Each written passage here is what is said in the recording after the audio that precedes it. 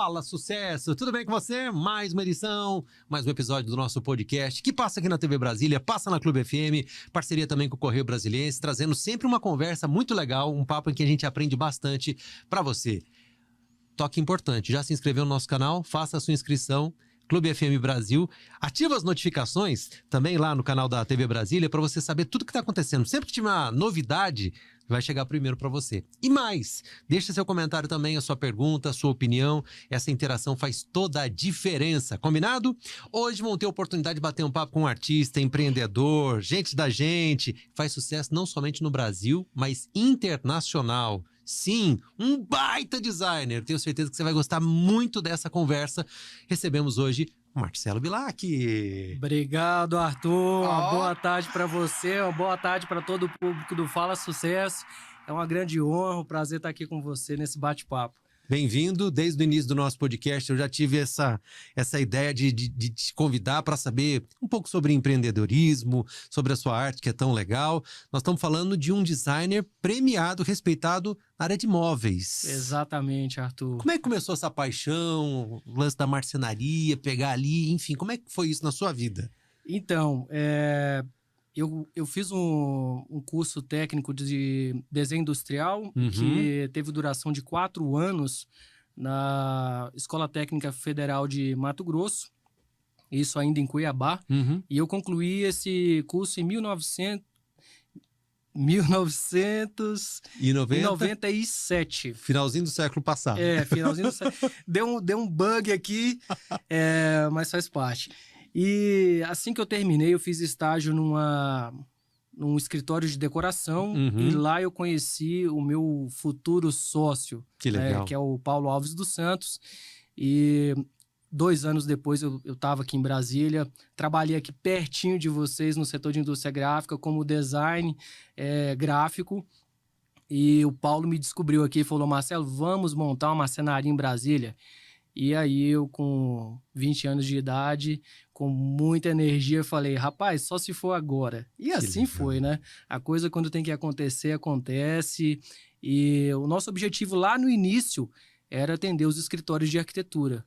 E assim nós fazemos até hoje. Então, a fábrica ela produz mobiliário personalizado, tanto para clientes de corporativo como clientes residenciais. Enquanto a gente fala, eu tenho certeza que o pessoal de casa, quem está assistindo a gente pela internet, também quer, né, tá ouvindo ali e já ir pesquisando na internet. Então, para ver essas obras incríveis, onde é que a gente encontra, qual que é a arroba aí do Instagram, tal, para a galera entender do que a gente está falando. Olha só, para você que quer conhecer um pouco mais o Marcelo Bilac, é muito simples, só colocar @Marcelo Bilac no Facebook, Marcelo Bilac, que você vai encontrar. Eu tenho certeza que você vai ficar encantado com o que você vai encontrar lá. Agora, eu disse no início dessa nossa conversa, na apresentação, que o teu trabalho tem um reconhecimento internacional. Antes da gente chegar em Milão, vamos continuar aí com a tua história. Você disse que começou ali com a fábrica, né? Além de desenhar, em algum momento você teve que botar a mão na massa também? Sim. Aliás, mão na madeira também, sentir ali o cheiro da... E é engraçado você perguntar isso, Arthur, porque todo mundo, quando vê o sucesso, acha que o sucesso chegou da noite para o dia ou do dia para a noite, né? E a coisa não é bem assim. Então, lá no início, nos anos 2000 ainda, cara, era eu e o Paulo que produzia, que montava, enfim, que fazia tudo, né? Hoje, é claro, eu tenho uma equipe formada que cuida de todos esses processos, desde da área de compra de materiais, na área de produção e montagem. E eu já não coloco a mão na massa, mas fiz isso durante muitos anos, e quando ainda há necessidade, eu preciso e ponho com o maior prazer, porque foi através desse trabalho que eu cheguei até aqui hoje, né? Então, eu acho que isso é importante, é uma construção de mais de 20 anos e de muita luta, muito trabalho, porque é assim que a gente vence no Brasil, né? Não poderia ser diferente comigo. E faz toda a diferença, né? Conhecer todos os processos e tal. Total, né? E assim, eu quero até aproveitar esse momento especial aqui, deixar um registro de agradecimento. Hoje eu não tenho mais o Paulo Alves dos Santos como meu sócio, mas a minha formação foi na área de desenho industrial, ou seja, de projetos.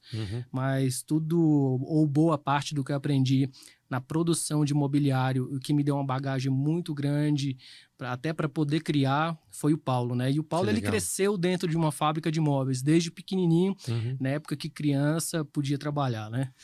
Então, ele foi meu professor e quem me ensinou tudo nessa arte de fabricar, né? De criar sonhos. Eu sei que esse é um assunto controverso e a gente não vai entrar nele porque acaba sendo muito amplo. Você vai voltar em outros momentos para a gente conversar com isso, também com outros especialistas. A educação para a criançada é uma coisa fundamental, mas quando você fala dele, e eu penso também no meu pai e outros exemplos, né? Como foi importante para essa geração começar a trabalhar cedo? Sim. Tiveram, obviamente, apoio familiar, educação, puderam brincar, tal, mas também trabalharam. Sim. Fizeram algo que deu o caminho, o direcionamento na vida e foi tão proveitoso, né? Tudo bem, talvez outra época, tal, mas eu vejo, por exemplo, no caso da minha família e do meu pai, foi tão importante para ele e nesse caso que você citou também, né, Marcelo? Foi. E você falando tudo isso aqui me fez vir a lembrança de um fato muito curioso. Poucas pessoas sabem. Mas assim, eu nasci em Brasília, morei em Brasília até meus 9, 10 anos de idade, aproximadamente. Mas o meu primeiro emprego, ou o meu primeiro trabalho foi como criança. E eu vou te contar, você vai ficar pasmo. Foi vendendo o Correio Brasiliense. Cara, que legal, gazeteiro. Ali na L Norte, eu morava ali na L Norte, na QNL 2, ali bem próximo àquela pracinha que tem ali, que hoje tá ali próximo ao Tocadão, aquela... E eu lembro que eu fui numa banca de revista, isso sem falar com minha mãe nem nada, né? Antigamente a gente tinha essa liberdade, tempos, né? Eram outros tempos, né? Exato. E cheguei pro dono da banca, né? E falei, escuta, você não tem nada que eu possa fazer, eu queria trabalhar e tal. Aí ele falou assim, rapaz, se tu quiser vender o Correio Brasiliense aqui, dia de domingo e tal, eu falei, eu topo, né? Eu não lembro quanto que eu ganhava na época, né? Mas era uma graninha, né? Era uma graninha, inclusive, assim, para eu comprar as coisas que eu queria ali, que criança, Sim. né? Você quer ali comprar bobagens, Exato. né? Biscoito, balinha, coisa simples. Mas eu lembro que eu ainda separava uma parte para minha mãe, né?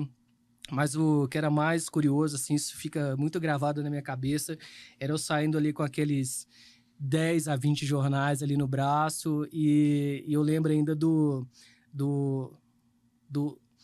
da comunicação que era feita, né? Vamos dizer assim, né? Que era você sair e gritava na rua, né? Olha eu correio!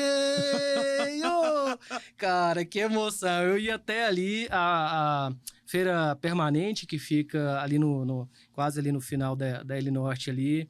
E é uma lembrança muito carinhosa que eu tenho dessa minha infância, e por isso que eu digo assim, que trabalhar é importante, né? E trabalhar desde cedo, né? Não me atrapalhou em nada. Até te interromper aqui, você sabe que você não é o primeiro empreendedor de destaque que me conta essa história. Então você vê que para muitos meninos foi uma iniciação importante, né? Eu até te interrompi, eu acho que você estava indo para esse caminho também, você disse que não te atrapalhou em nada, no caso desses empresários também não. A gente sabe que a gente está vivendo em outros tempos, não vamos entrar nessa discussão, porque eu sei que aí a galera, os haters vão de repente até trazer uma outra opinião. A gente sabe realmente que a criança na rua não é tão legal, enfim, não é esse o ponto. Mas essa sensação de estar produzindo, de ter a própria renda, de estar, né? É tão legal, né? Tão gostoso passar isso, né? Até a educação financeira também, né, Marcelo? Que eu acredito que você acabou usando como empreendedor na comunicação, para vender um produto e tal, né? Sim, eu acho que uma das maiores lições que eu tive, assim, pela parte do empreendedorismo, é justamente, assim, saber que eu não sei nada e que a gente está sempre aprendendo. Olha que legal isso. E todo dia, hoje mesmo, antes de vir aqui para os estúdios, eu estava conversando com uma cliente, mas também que é uma orientadora em alguns aspectos e ela me colocando a par de situações assim, muito importantes que eu não tinha conhecimento. Então, nós estamos aprendendo todo dia.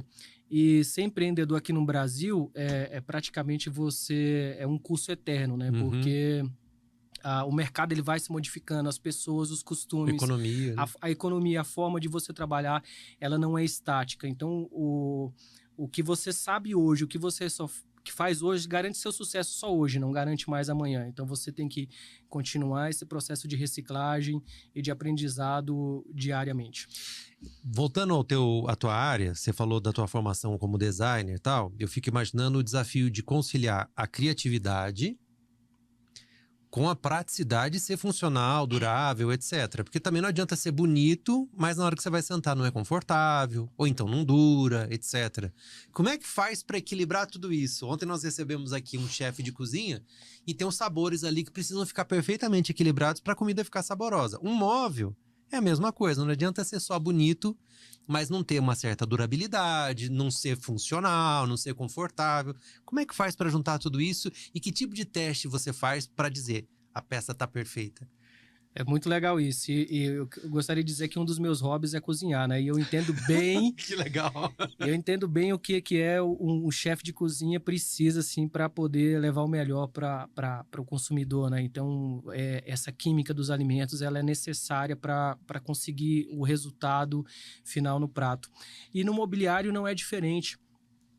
Você precisa ter o conhecimento técnico, você precisa entender de materiais e você tem que entender de ergonomia, no caso de projetar uma poltrona, uma cadeira ou até uma mesa, por exemplo. Existem alturas que elas são padrões, né? E esses estudos eles são feitos para se chegar a esses padrões. É claro que você pode alterar se você vai fazer uma peça exclusiva para uma pessoa, mas existem essas medidas padrões. Então, tudo precisa ser respeitado.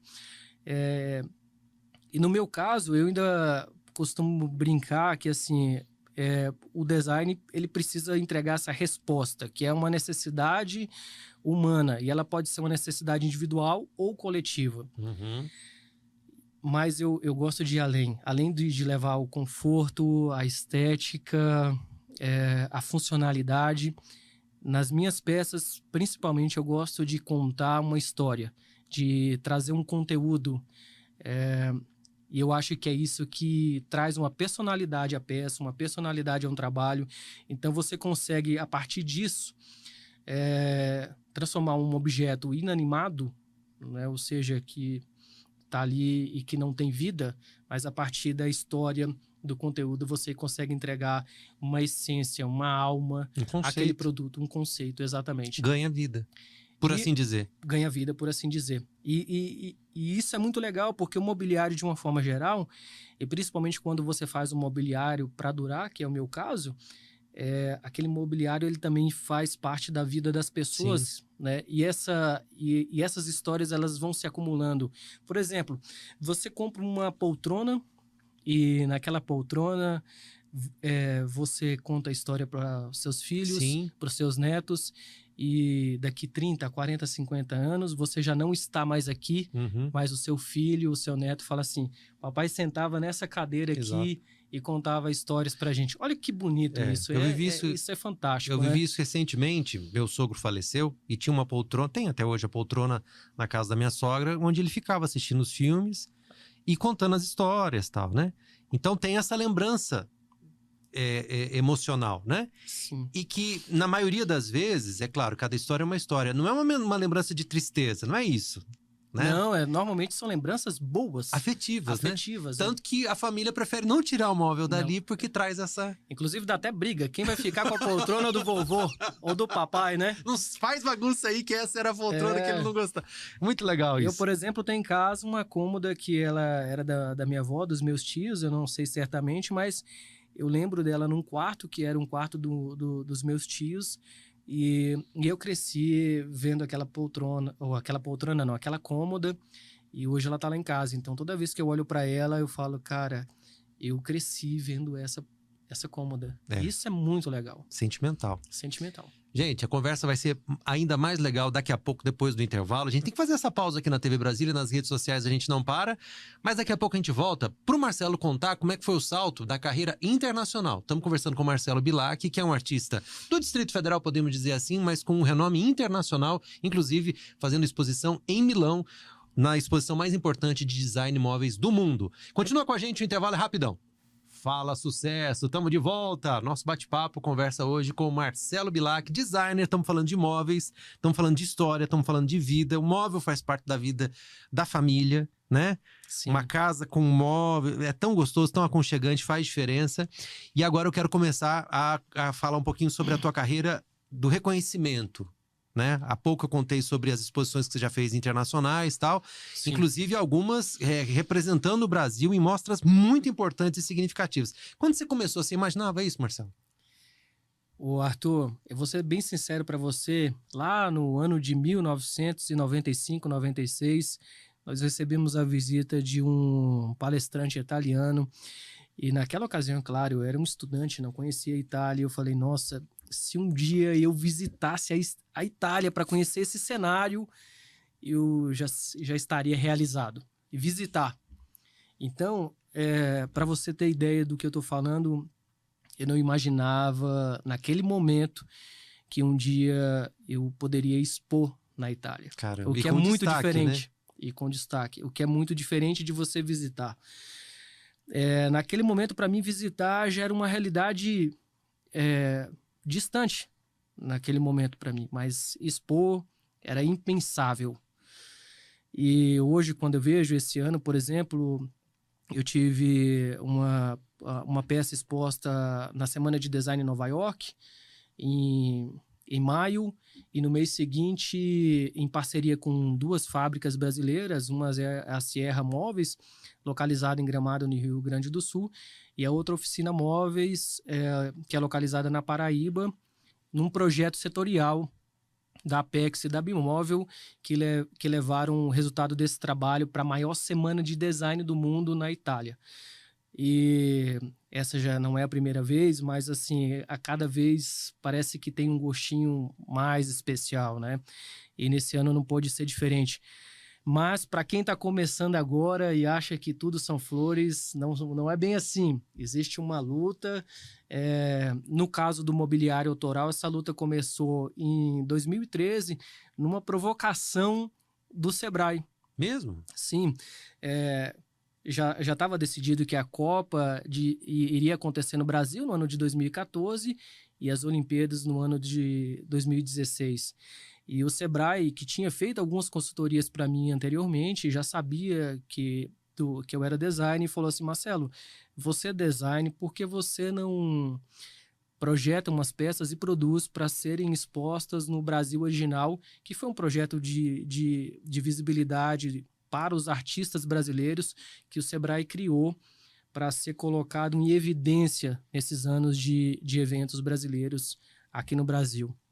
No caso, aqui em Brasília, aconteceu no Parque Shopping, naquela praça central do Parque Shopping, durante um mês, no ano de 2014 e no ano de 2016. E foi muito legal participar desse projeto, porque me abriu o olhar para um novo mercado, um novo cenário, uma nova oportunidade. E a partir dali, eu comecei a desenhar e produzir algumas peças, né? E o que é curioso nisso é que as peças, por conta própria, começaram a ganhar destaque e... Tipo orgânico mesmo? Assim? Orgânico. Mesmo? Tudo orgânico, Impressionante. né? Então, por conta dessa fagulha, desse ponto de partida, eu acho que tudo tem um ponto de partida. Eu não acredito no acaso, eu acredito que as oportunidades elas aparecem para cada um, aparecem para mim, para você. Eu penso e assim naquele também. momento você tem que estar preparado a abraçá-las, né? Uhum.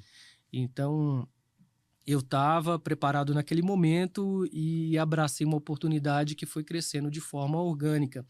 Mas quando a gente pensa de forma orgânica, quando você vê hoje, você acha que foi do dia para a noite, mas você faz as contas. De 2013 para 2022, que é hoje, são 9 anos, né? Sim. E assim, 9 anos de muito trabalho, muita dedicação, Noite sem dormir, muita pesquisa. E eu digo para a galera que está começando sempre assim, na vida profissional você tem 2 formas de crescer. Uma é se você tem a possibilidade, se você de fato é jovem e seu pai está ali te ajudando, te apoiando, você pode investir seu tempo total e exclusivamente a esse crescimento profissional. Mas no meu caso, eu precisava trabalhar, sustentar meus filhos, cuidar de uma empresa. Então, você só consegue crescer ou fazer algo diferente fazendo o extraordinário. Porque o ordinário é o que você faz todo dia. Uhum. Então, coisas que você precisa fazer para poder viver. Uhum. Então, para você conseguir o extraordinário, tem que ser fora de hora. Então, por trás desse trabalho, tem muitas horas de dedicação à noite, finais de semana, feriado. Férias, eu não sei o que é férias, propriamente dita, há mais de 15 anos. Então, meu tempo é sempre dedicado ao trabalho, mas que não me cansa, porque eu sou apaixonado pelo que eu faço. Então, eu também não vejo o trabalho como um fardo que eu preciso carregar. E é claro que todo trabalho ele tem momentos assim de estresse, tem momentos que as coisas não dão certo. Diria que é a maior parte do tempo, inclusive, né? Então, problemas para resolver quase que diariamente, como acontece na nossa vida pessoal e tudo, né? A diferença é que quando você é apaixonado pelo que faz, você atravessa esses problemas, enfrenta as dificuldades de uma forma, digamos, mais feliz, né? Sim. E é por isso também que talvez o maior desafio da carreira, né? É encontrar essa atuação, essa área, esse segmento que você tem essa paixão.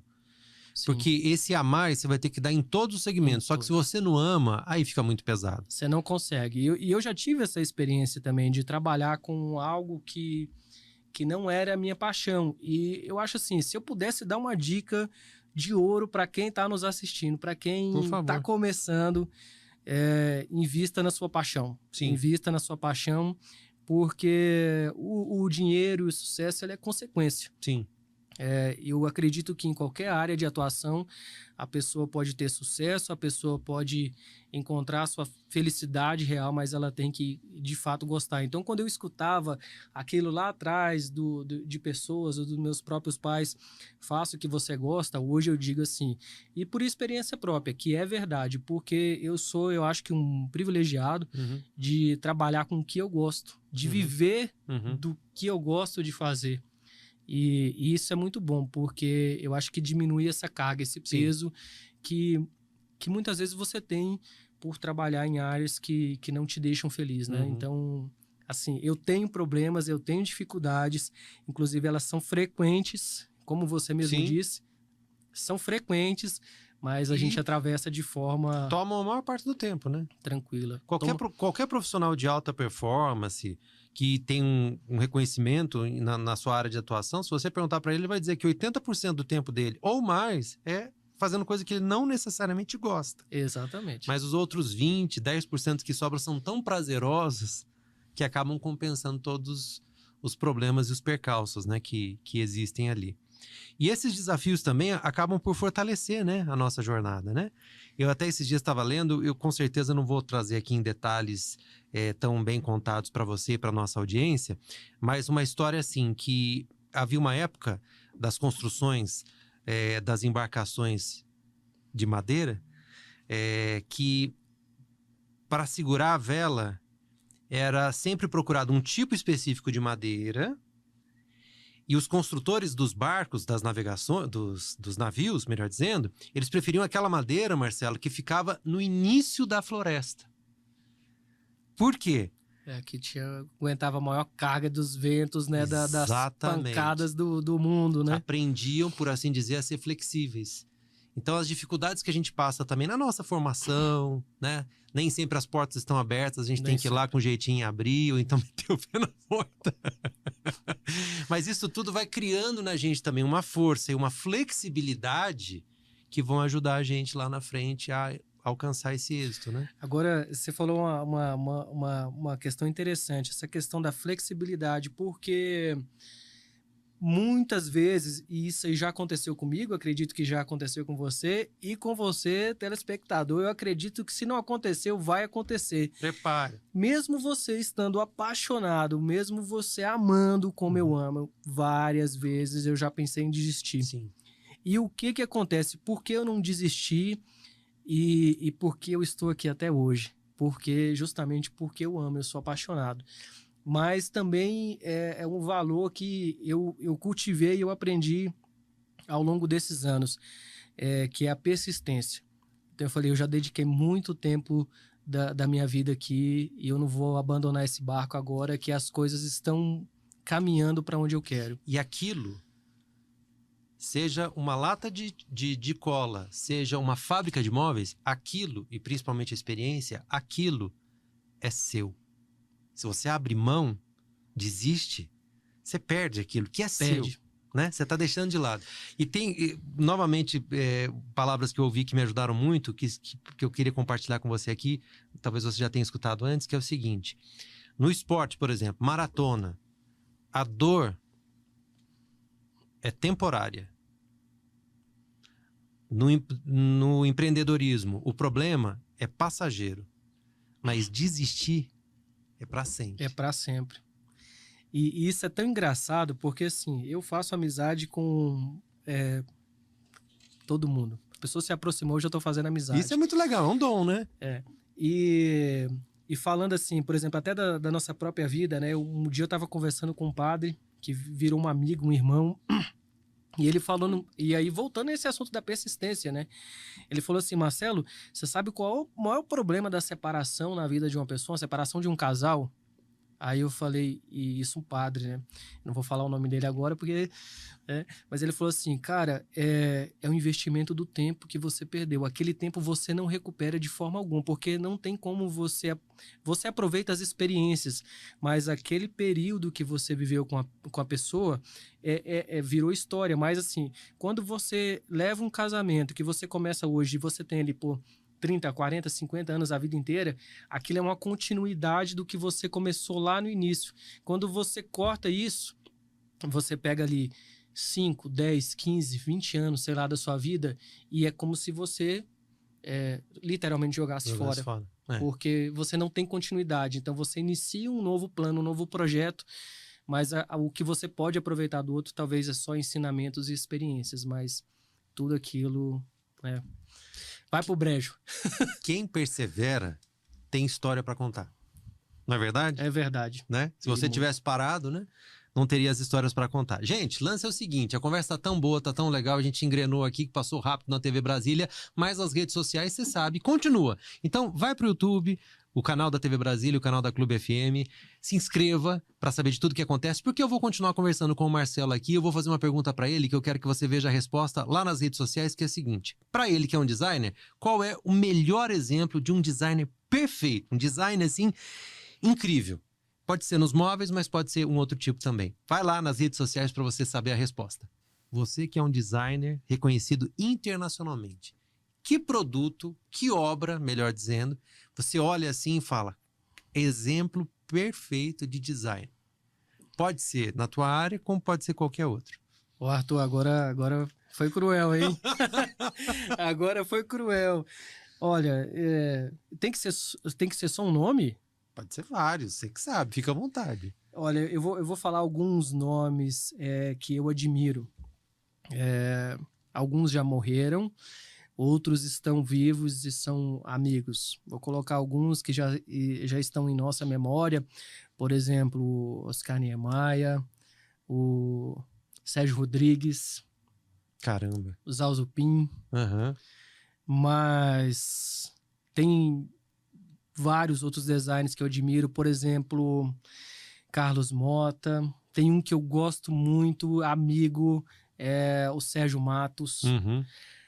Cara, e tem amigos próximos aqui de Brasília também. Vou citar alguns aqui, alguns colegas aqui de Brasília que eu admiro muito. Tem Danilo Vale, Dimitri Lossics, Acioli Félix, Raquel Chaves. Muita gente boa. Muita gente boa. Eu não consigo nem dizer todos os nomes, mas assim, nós vivemos num cenário hoje, eu digo que ele é plural. Que legal. E que você, assim, tem muitos talentos. E tantos outros talentos que nem têm oportunidade ou não tiveram oportunidade ainda de se mostrar. Mas Eu acho que o grande nome, assim, para mim, talvez, assim, se eu tivesse que escolher, seria o Sérgio. Sérgio Rodrigues. Te influenciou muito. Não digo que influenciou, mas, assim, é uma admiração grande, né? O próprio Oscar Niemeyer, né? A gente tá numa cidade que vive o design. Poxa, Brasília foi eleita há pouco tempo uma das cidades criativas do design, né? Então, nós respiramos a criatividade, a criação aqui em Brasília, né? Os próprios monumentos, nós temos um museu a céu aberto, né?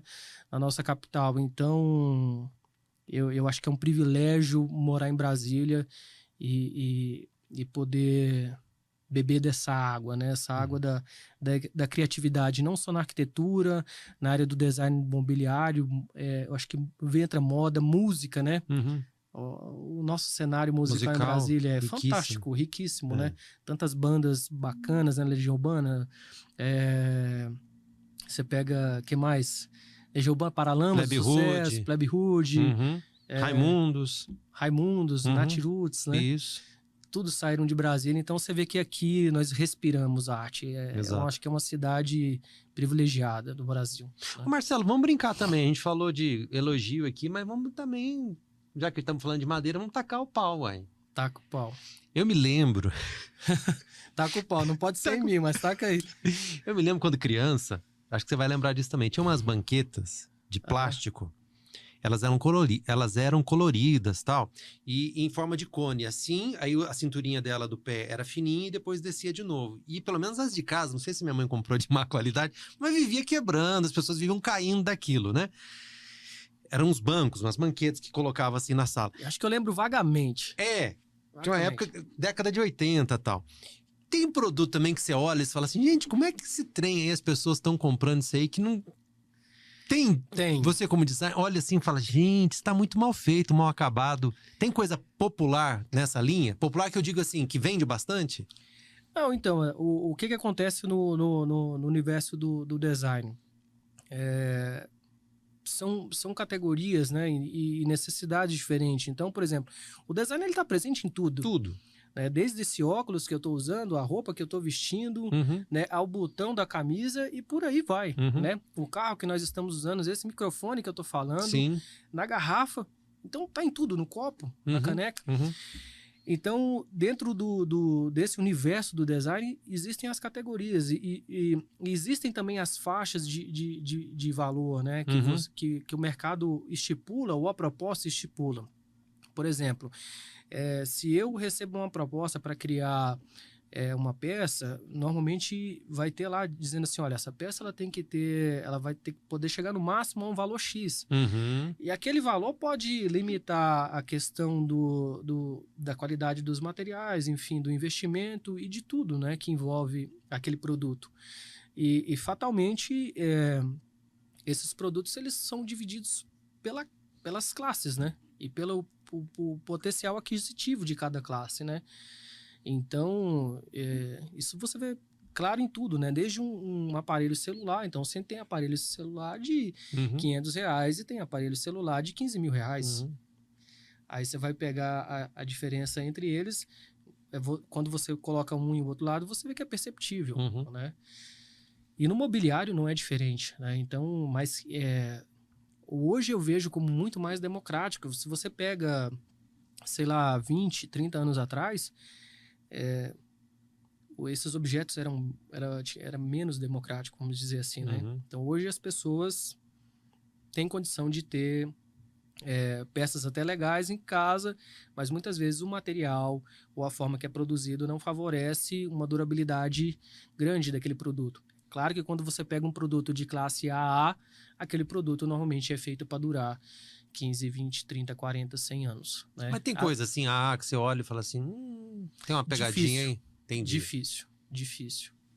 Até porque, vamos supor, a exigência também ela vai aumentando conforme o poder aquisitivo. Então, uma pessoa que está acostumada com um produto AA, se ele olhar um produto que é oferecido para ele como A, ele percebe se for B ou C.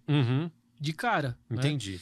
Quando você vai comprar, um exemplo, você entra numa loja, você olha uma roupa, isso acontece muito comigo, não sei se acontece com você. Você olha uma roupa e ao primeiro momento não tem valor. Certo. Normalmente você vai na roupa mais bonita e a que tem o maior valor de investimento. Você já percebeu isso? Quase sempre é isso. Aí você compara com a outra que você não gostou tanto, aí você fala assim, eu sabia que essa era a mais cara.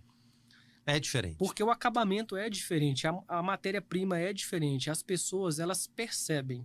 Né? Ela pode não ter o conhecimento técnico, ela não pode não ter o conhecimento de como aquilo foi produzido, mas ela consegue perceber o caimento, tudo. Se a gente for falar de roupa, ela vê o acabamento, ela vê a costura, ela vê o tecido. Sem ela entender de nada disso, ela percebe assim, fala, esse aqui é diferente. Dependendo do caso, ela não sabe explicar. Mas parece que a roupa te abraça, né? Ela não sabe explicar o que é diferente, mas ela consegue perceber. Então, essas questões, elas são... Ela não está escrita, mas ela é perceptível. De cara. Você já deve ter tido essa experiência. Sim. Você fala, eu sabia que esse era o mais caro. Então, isso com todos os produtos. Em todas as áreas, todos os segmentos. Eu acredito. No mobiliário não é diferente. Vou fazer uma pergunta para você aqui, para a galera entender mesmo como é que funciona. O que você foi fazer em Milão nas exposições? É uma peça que é escolhida e você vai lá apresentar essa peça? É uma coleção? Como é que funciona, por exemplo, um convite como esse para um evento tão importante de design? É um trabalho específico? É um tema? Como é que é? Então, eu vejo como você participar de um grande evento desse, uma das situações mais difíceis para um profissional que está iniciando, porque, enfim, você precisa subir alguns degraus nessa escada profissional para chegar lá. Como tudo na vida, né? Não acontece do dia para a noite. Uma jornada. É uma jornada. E se acontecer do dia para a noite, tem 2 pontos fundamentais aí que pode, como se diz, antecipar ou pular esses degraus, né? Que uma é o produto, a ideia da pessoa ser muito boa, ao ponto de causar uma espécie de espanto, de destaque no mercado. A revolução. E daí ela consegue ter essa visibilidade e acontecer no mercado internacional. E outro jeito é o trabalho de formiguinha do dia a dia, você ir mostrando e participando de eventos estaduais, eventos brasileiros, e aí, a partir disso, as pessoas vão conhecendo o seu trabalho e eventualmente você vai ser convidado ou você vai participar de algum tipo de concurso que a sua peça vai ser selecionada para ser exposta fora do país. É uma peça selecionada, às vezes. De toda forma, sempre há uma seleção, sempre há uma curadoria. Por exemplo, esse ano eu participei de um projeto, que é esse projeto promovido pela Apex, Associação Brasileira da Exportação, e a Bimóvel, que é a Associação Brasileira das Indústrias do Mobiliário. E esse projeto ele tinha um escopo de unir o designer mais a indústria. Então foram selecionados designers do Brasil inteiro e indústrias do Brasil inteiro, porque a ideia era ter essa representatividade nacional, tanto da parte criativa quanto da parte industrial. Mas, por exemplo, poderia ser uma poltrona como uma mesa? Como é que é? Só para porque realmente eu não sei, eu tô te perguntando algo que eu não sei. Vou pegar um aspecto inicial. Por exemplo, a primeira vez que eu tive uma peça exposta, eu submeti ela à curadoria que estava promovendo um evento em Milão. E da mesma forma, esse ano eu tive a oportunidade de participar de 2 exposições, mas essa segunda eu não me inscrevi, justamente porque eu já ia participar de um evento específico e eu queria, nessa situação, dar visibilidade apenas para essa exposição especificamente. Mas eu tive a oportunidade, por exemplo, para participar de uma segunda. Mas aí eu ia ter que dividir a atenção e a divulgação de 2 eventos, que não era viável. Mas, basicamente, você submete o seu trabalho à curadoria, e a curadoria tem toda a liberdade de aceitar ou não aceitar. E, normalmente, é nesse sentido que eu falo assim, que há A pessoa precisa trabalhar, precisa desenvolver, participar desse universo no cenário nacional, no estado. Porque, por exemplo, eu comecei aqui em Brasília, no Brasil original do Sebrae. Uhum.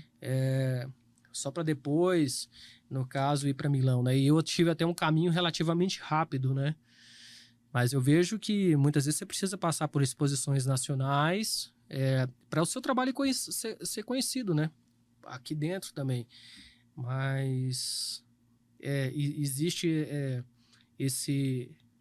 essa dificuldade, não é tão simples como parece, né? Uhum. Daí onde há uma frustração de muitos profissionais, porque não conseguem acessar esse universo ou demoram muito, né? E aí acabam desistindo, Uhum. né?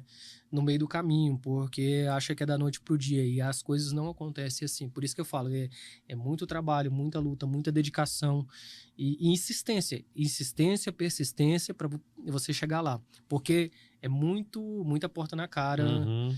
antes de chegar lá. Então, não é assim, você vai bater aqui, toque, toque, toque, e a pessoa vai ver, ô Marcelo, legal, eu já vou colocar você aqui. Não. Uhum. E Então, se cara, for também, desconfia, né? Que eu tem alguma não coisa... vou falar o nome da exposição e nem porque assim, hoje já são amigos, né? Fala. Não posso. Mas eu vou falar a situação, o caso. E falando sobre isso que você tá falando, né? Mas tinha uma exposição que é aqui no Brasil, inclusive, que eu queria muito, mas muito participar, porque a curadoria é muito exigente, Uhum. né? E eu lembro que, numa determinada situação, eu entrei pela rede social mesmo, né, lá no direct, e mandei uma mensagem, dá uma olhada aqui no meu trabalho, né? Vê se vocês gostam de alguma coisa. Sei lá, né? Olha com atenção, com carinho. Você acredita que eles não responderam a minha mensagem? Caramba. Nem responderam. Eita. Tô falando isso pra você que tá assistindo Sabe quem é? e acha que as coisas acontecem da noite pro dia. Então, assim, eles nem responderam, Arthur. Eu fiquei mais de um ano assim. Aí você fica ali sentido, né? Passa uma semana, Uhum. nada. 2 semanas, nada. 3 semanas, nada. E eu falei assim, caramba. E até que você esquece. Mas continuei trabalhando. Olha a persistência. Num belo dia, toco o telefone e daí um dos diretores lá dessa exposição me liga e fala assim, Marcelo, deixa eu te falar. Estamos acompanhando o seu trabalho aqui. Você está fazendo muita coisa legal.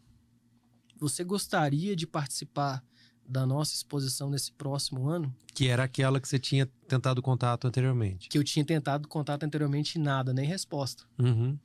E daí eu falei, caramba! Chegou a hora. Fui convidado para estar lá. Eu falei, claro. Tô dentro, né? Mas mesmo assim, falou assim, olha, você prepara e o que você tem que trazer algo novo, não pode ser nada que você já expôs, quero projetos novos. Você manda os projetos aqui pra gente, que eu vou analisar para ver se tá ok.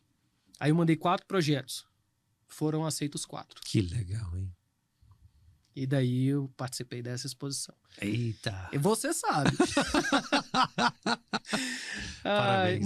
Mas é isso, Arthur. Assim, não tem uma receita. A receita que serviu para mim pode não servir para você. Mas o que eu posso dizer é lute, persevere, batalhe. Acredite em você, acredite no seu propósito, no seu trabalho, que você vai chegar lá. Tenho certeza absoluta. Só não desista. Parabéns.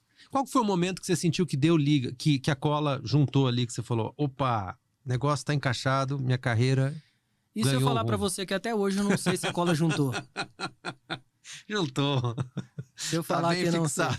sei. Isso é tão engraçado, porque você tem uma outra coisa que eu acho assim, importante na vida profissional de cada um. Eu me vejo o mesmo Marcelo de 20 anos atrás. Deve ser bom. Eu não me vejo uma pessoa diferente. Então, quando muitas pessoas chegam para mim e falam assim, nossa, eu tô aqui com esse design de sucesso, eu digo, ah, quem? Você? Eu digo, rapaz, eu nem sabia disso, né? Então, eu acho isso muito legal. Eu acho que eu ainda não cheguei lá e eu quero ter essa mentalidade de não achar que eu já cheguei lá, porque Eu acho que se em algum momento eu tiver essa percepção, vai ser sinal que eu tô parando. E eu só quero parar no dia que a luz apagar mesmo e eu for me encontrar com Jesus de Nazaré. Conversei aqui com esse designer de sucesso, Marcelo Bilac. Um prazer receber você. Muito legal. Ficou ainda um monte de dúvidas, perguntas que a gente vai fazer numa próxima oportunidade. É bom que a gente tenha até já um caminho aberto aí. Espero que você volte mais vezes para a gente conversar. Mas eu gostei muito do papo e desejar para você mais e mais sucesso, viu, Marcelo? Eu que agradeço, Arthur. Agradeço muito aqui o Fala Sucesso. E para mim foi um grande prazer estar aqui com você, com toda a equipe aqui que está aqui nos bastidores, que ninguém vê, mas tem uma equipe, uma galera violenta aqui atrás. Uns quantos? Uns 10 aqui.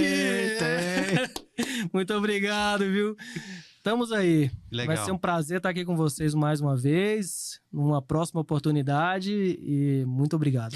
Ô Murilo, vamos pensar, levar pra galera da TV, a gente criar um reality na área do Marcelo, entendeu? De design, de móveis.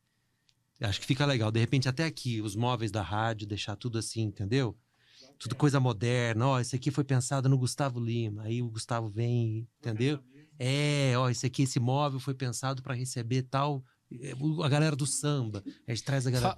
Faltou coisa mesmo. Tem até peça de museu aqui, pô. Falou a gente falar da peça que tá aqui no Museu de Brasília, aqui, Museu de Arte. Vamos pensar. Fica pra próxima. Vamos fazer, vamos pensar. Galera, obrigado. Tenho certeza que você se amarrou também nessa conversa, nesse bate-papo.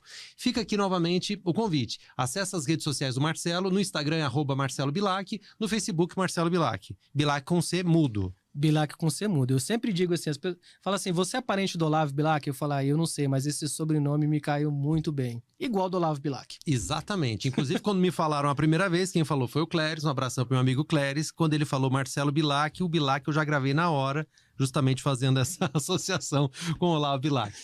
E eu também tô nas redes sociais, @Arthur Luiz, no Instagram, Arthur Luiz Cardoso, no Twitter, @Arthur Luiz, Arthur com TH, Luiz com S, beleza? Obrigado pela sua audiência, sua companhia, continua ligado com a gente. Valeu!